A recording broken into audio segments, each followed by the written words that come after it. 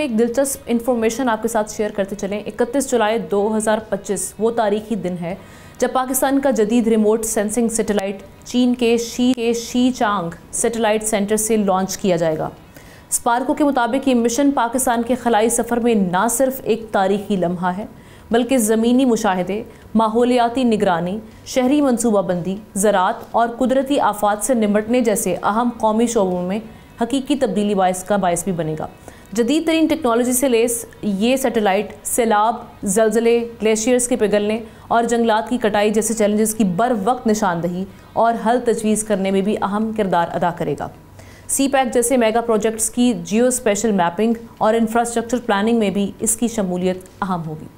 पाकिस्तान के खलाई सफ़र का आगाज़ 2011 में पाकसैट MMR-1 से हुआ था, जिसके बाद पाकसैट MM-1 और iCube कमर जैसे मिशन तरक्की की बुनियाद बनते गए।